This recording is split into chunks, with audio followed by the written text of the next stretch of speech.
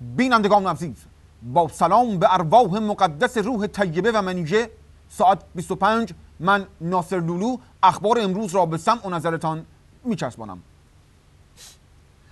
مهندسین، اکادمیسین ها، روشنفکران و دکترهای عراق به صورت خودجوش علیه دشمنان برانداز نظام جمهوری اسلامی جوش میلیونی در آوردند و جوش آوردند.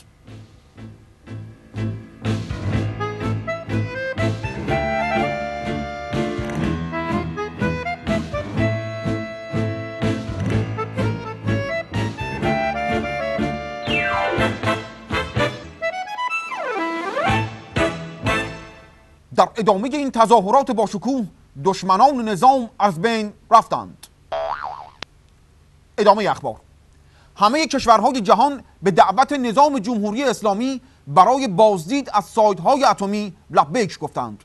این کشورها شامل کوبا، ونزوئلا، سوریه، کوبا، سوریه، ونزوئلا، ونزوئلا، ونزوئلا، ونزوئلا، شام سابق، نهار، صبحانه سابق، سوریه، کوبا، ونزوئلا، ونزوئلا و ونزوئلا و ونزوئلا و کشورهای دیگر بودند.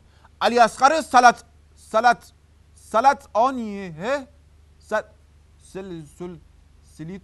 سلطانیه علی اصغر سلطانیه اظهار داشت. این چند کشور سفیر رو نبینید، این کشور اینا رؤسای گروه‌های مختلف جغرافی سیاسی هستند و در واقع نمایندگان 120 کشور جهان اینجا الان حضور دارن. درست لحظاتی قبل از اینکه ما وارد نطنز بشویم، یکی از سفرا به من مطرح کرد که من وقتی اعلام کردم این دست راستتون در جاده می‌بینین تأسیسات نطنزه، گفتن چطور؟ تا به حال میگفتن اینا همه زیرزمینی، هیچ تأسیسات هم پنهانیه. بله، ادامه خبرها. مطابق خبری که اکنون به دستم رسید، باقی مانده دشمنان برانداز نظام به یمن، عربستان و صحراهای سوزان سوئیس منتقل شدند و از بین رفتند. بله، یکی رفت تونس، مقام عظما 5 بار رفت قم، نتونست.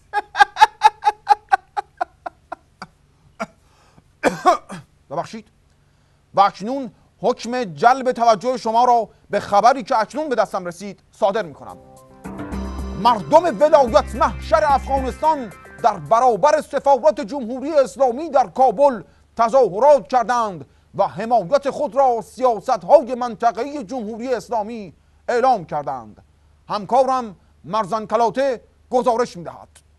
نبی، این عشق مردم افغانستان به مقام عظمای ولایت است که در برابر سفارت جمهوری اسلامی زبانه می‌کشد.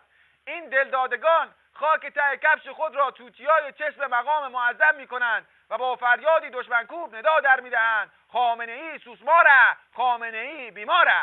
خامنه‌ای سوسماره، سوسماره، سوسماره. خامنه‌ای بیماره، بیماره، بیماره. خامنه‌ای سوسماره، سوسماره، سوسماره. خامنه‌ای بیماره، بیماره، بیماره. در گزارش ویژه امروز ما، همکارمون در رابطه با روز 27 خرداد، روز انتخابات ریاست جمهوری، گزارش رو تهیه کردند که متاسفانه به دلیل ترافیک 1 سال خورده دیر به دست ما رسیده. توجه شما را به این گزارش جلب می‌کنم. 27 خرداد چه روزی؟ انشالله روز که انتخابات رئیس جمهوره تمام ایران، یعنی اکثرا ازن باید رای بدیم. چرا باید رای بدیم؟ چون ما ایرانی هستیم، باید وظیفه‌مون رو رای بدیم. شما برای سرنوشت کشورتون تا چه اندازه ارزش قائلید؟ من اونقدر ارزش دارم، من خدا سرشاهده، نه خودم. من یه فرد، وظیفه خودم که میدونم، چون قلبم الان گرفته. خیلی ارزش داره، چون اینجا که خود کاری داشتم به ما نرسیدم، واقعا قلبم گرفت. وظیفه سرنوشت کشور خیلی ارزش داره. بیا یه دونه امضا می‌خواستم، اونو نداد به ما. خیلی متشکرم. آقای قربانی، آیا شما میدونید 27 خرداد ماه چه روزی هستش؟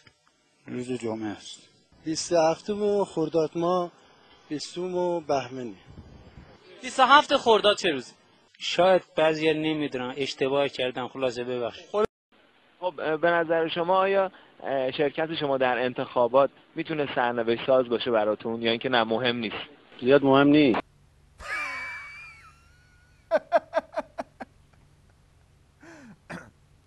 در انتها توجه شما را به گزارش وضعیت آب و هوای منطقه‌ای در روزهای آینده جلب می‌کنم.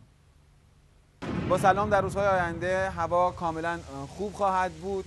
جون میده که 3-4 تا انفجار عظیم داشته باشیم. بارون هم که نمیاد، خرج مرجان هم نمیکشه.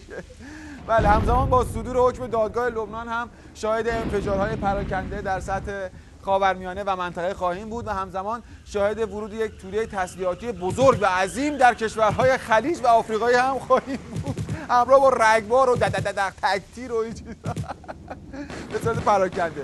در عراق و افغانستان هم فشار خیلی بالا خواهد رفت. مثلا روز یک شنبه بعد از ظهر ساعت 5:45 3-4 تا انفجار خواهیم داشت در بغداد. جان 6:45 چند تا انفجار خواهیم داشت. در کشور خودمون هم غبار فتنه همچنان ادامه خواهد داشت، اگه بیشتر نشه کمتر بشه نیست. در هفته آینده شاهد محو شدن باقی مانده دشمنان نظام در سطح منطقه هم خواهیم بود. اینا خودشون این سری دیگه به هواشناسی ما قول دادن که دیگه از بین برن.